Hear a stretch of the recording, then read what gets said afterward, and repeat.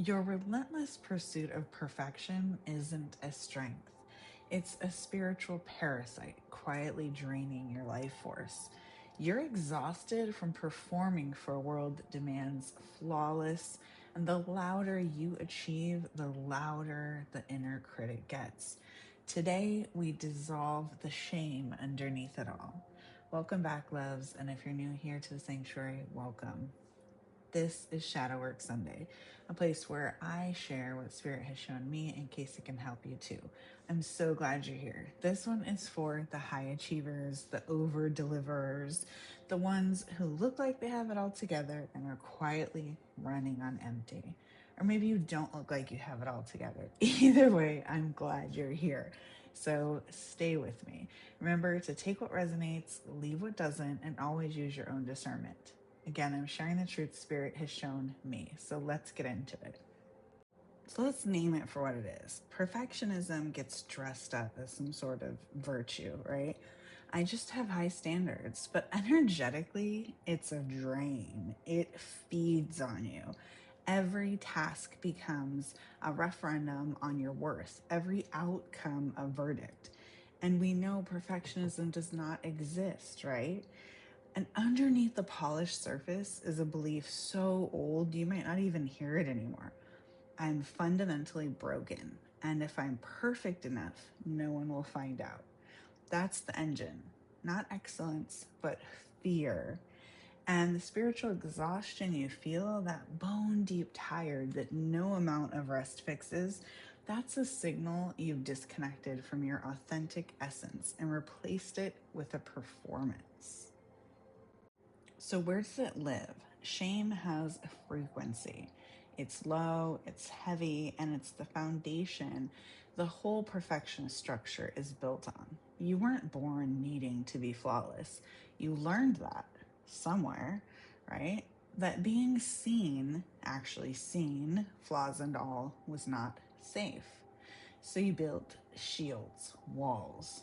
Hyperproductivity is a shield.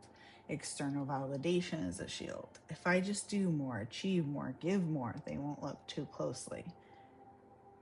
And the internal critic that drives it started as protection. It was trying to keep you safe by keeping you ahead of the judgment. But what protected you as a child is strangling your soul as an adult. Here's where it gets deeper, so stay with me because this isn't just personal. A lot of this never enough feeling is ancestral, collective. Generations who survived by performing, by not making waves, by being useful instead of being real. You're carrying pressure that was never even yours to carry. The way through it is radical honesty. And it's uncomfortable. It means catching the exact moments you choose image over alignment. The moments you say, I'm fine. The moments you over prepare so no one sees you uncertain. Shedding the performer is vulnerable. It feels like standing exposed. But that exposure is the doorway. If this is hitting home, my Spiritual Badasses workbook walks through this shadow directly. It's there if you want a deeper dive. Now, here's the shift. You cannot effort your way out of a wound that effort created.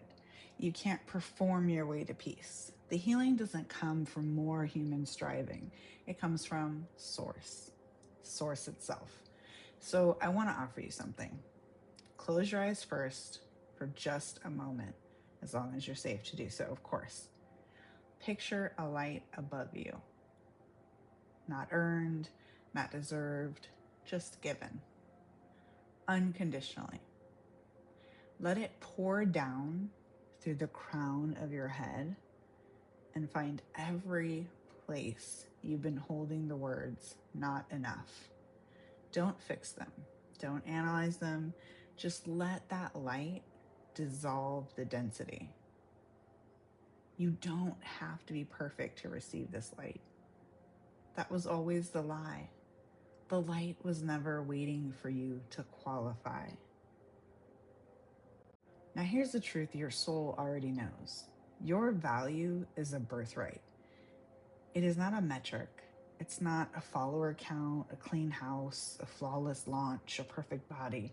It was assigned the moment you existed, and nothing you do or fail to do can add to or subtract from it. Take that in for a moment, because it is life-changing. So the new practice is small and daily. You honor the perfectly imperfect flow of a life connected to the divine. You let the typo stand. You let the rest happen. You let the presence replace performance, and peace replace the pressure to excel. And slowly, you step onto a new timeline, one where you're not auditioning for your own worth anymore.